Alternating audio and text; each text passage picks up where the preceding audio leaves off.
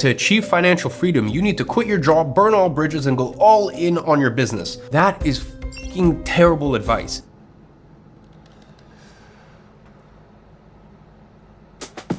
Whoops.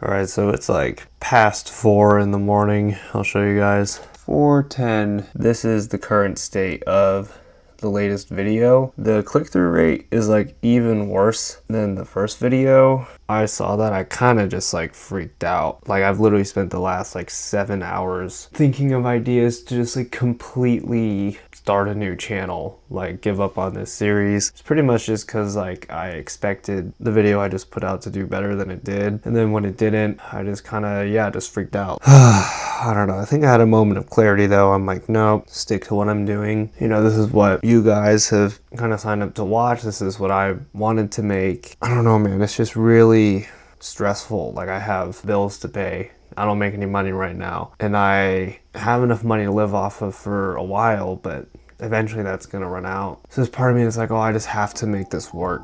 I don't know. It's been a weird week. I got home from the East Coast and then spent a day just literally doing nothing but laying in bed and trying to recover. So then of course after that, I had to get my life in order. So I did stuff like, I don't know, clean my room and buy groceries and I don't know, just get settled back into my routine back at home. Then I had like a bunch of random social events, which included a wedding. Friday, Saturday, Sunday were all like really busy, and I didn't film any of that. And now all of a sudden it's like almost time for me to post a video. So today I've been thinking a lot about just all the conversations I've had with people in my life about what I'm doing right now. And I think something I've noticed is that people's default is to doubt you. And I want to be clear, there are people in my life who are really supportive, and I really appreciate that. And I appreciate all of you guys who subscribe and comment, like the videos. So I'm not saying everybody, but a lot of people, their default is to just be skeptical. You know, it can kind of come out in a lot of different ways depending on the person. You know, they always act nice usually, but they might kind of ask questions and sort of like, you know, what does that mean? What does that look like? How did you come to that decision? What's your plan B? Like those sorts of things. If you kind of read between the lines a little bit, these people don't believe that it's gonna work out. In fact, there's a lot of times when I have a conversation with someone I haven't caught up with in a while, and if I'm not like that close to them, I just won't say what I'm doing. You know, people are like, oh, what are you doing nowadays? And I just say, oh, I'm just kind of figuring stuff out. I just don't want to deal with it, man. So look, I was sitting down and thinking about this. So I was like, okay, what's a way that I can deal with this stuff that's kind of rattling around in my head? And I thought, well, I should go to the gym, because a lot of the time when my mind is tired or all clogged up and full, then physical exercise helps a lot. So I did that.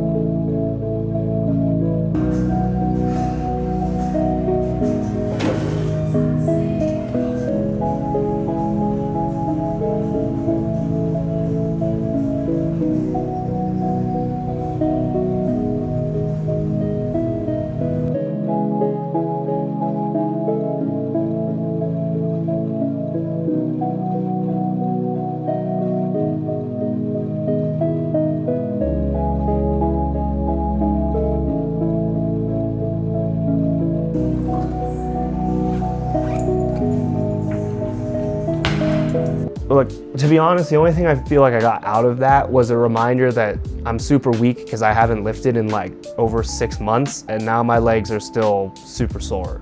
Then I was thinking like, okay, I think a big reason why people are doubting what I'm doing is because they don't see it as like a financially viable line of work, which makes sense because I don't make any money right now. So I said, okay, I have to sit down and I have to sort through all my personal finances. Okay, just did an honest look at the financial situation, and here's what we got. Okay, so I've categorized all my stuff from last month, and then I included a little bit as well from August, like mainly just some eating out expenses, but mostly this is July. Like, this is legitimately bad. I want you, okay, so necessities, $1,500, right? That's realistically what I should be spending. Travel, that's like an anomaly because I went and visited Parker and then I'm gonna go to New York. That's not going to happen every month, obviously. This was a wedding gift, so again, kind of a one-off thing. Now, business expenses, also sort of a one-off thing from last month. I had to buy, I don't know, some accessories for my phone camera because I use my iPhone to film, I don't know, whatever. But the ones I want to focus on, dude, like entertainment, $260, like for what? Like that's literally, there's no reason. And then I spent almost $1,000 on food. Again, that's actually like a month and a half's worth pretty much, but like that's absolutely insane. That was a good exercise and it's something that I needed to do. Kind of embarrassing, very humbling after I kind of sat down and looked at that. If anything, all these people who were doubting me, I'm like, maybe they're making a lot of sense. It didn't actually help me very much. So I thought, okay, well, what I need to do is get super into the weeds about all of this YouTube stuff, about thumbnails and analytics, and just focus on improving that so that I can make money quicker. Okay, so we're back at the workstation and yeah, just working on thumbnails. So I want to walk you guys through a little bit of my thought process here for thumbnails specifically. Video number 1, ignore every stat except for this one, impressions click-through rate. Okay, this is the stat that I want to improve. So what this means is that 1.9% of people who get shown my video on YouTube actually go ahead and click on it. That's not great. That's my first video. My second video similarly has a bad click-through rate. This one's even worse, 0.8%. So these are really low click-through rates. I'm gonna go ahead and show you guys some analytics on my previous videos. So if you don't know this channel used to be like a Minecraft channel. I privated all the Minecraft videos just because of what I'm doing now. My best performing video ever, right? 76,000 views, got almost all my subscribers off this one video, had a 22.4% click-through rate, all right? So if you look closely, I did run YouTube advertising on this, but that doesn't actually impact the click-through rate. 22% is insane. The reason why I'm showing you this is because it kind of gave me a confidence boost. Like after seeing the first couple of thumbnails that I made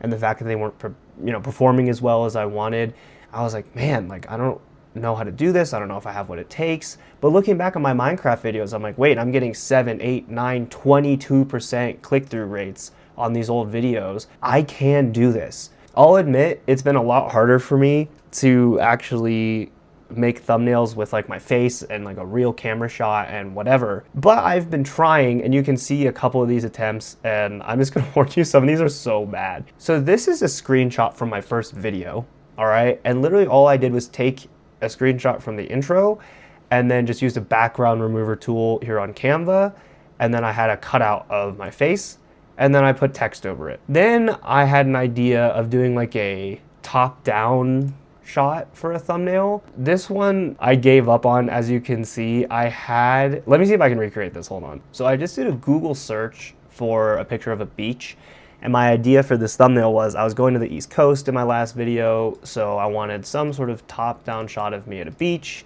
I tried to like have myself be looking up at a camera because I like didn't have like a real drone. Well, I still don't have a real drone to like take this actual shot. This was just so bad that I just completely gave up on it. So that was my next idea. Then I created this thumbnail, and the way that I did that is I used this template from Canva. This looks like this.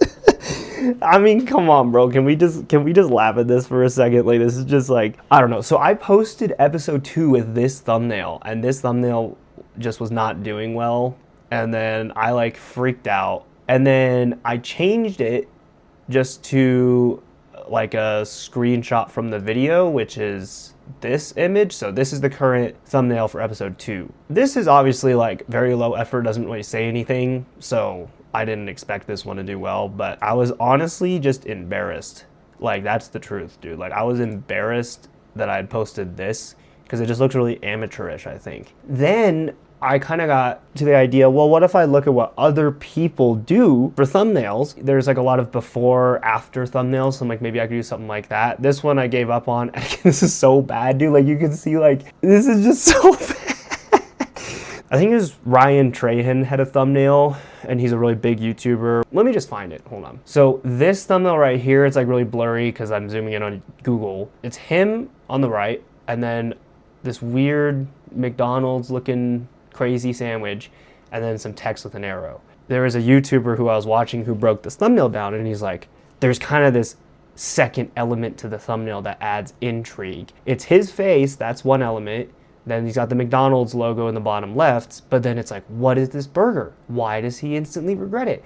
So I tried to kind of copy that format, sort of, and ended up with this photo here. It's pretty simple. There's just me, and then there's this letter, right? And that's supposed to be like the point of intrigue. It like generates curiosity, like, oh, is he going to be able to pay his bills? I should click on this video. Finally, that leads me to my current thumbnail. All right, I kept scouring YouTube, and there's a lot of these almost cinematic-y kind of thumbnails that are very simple. It's just a shot with a subject, and then it's text, and the text kind of adds like a secondary title to it. I think this is the one I'm gonna go with just because I think it looks really good.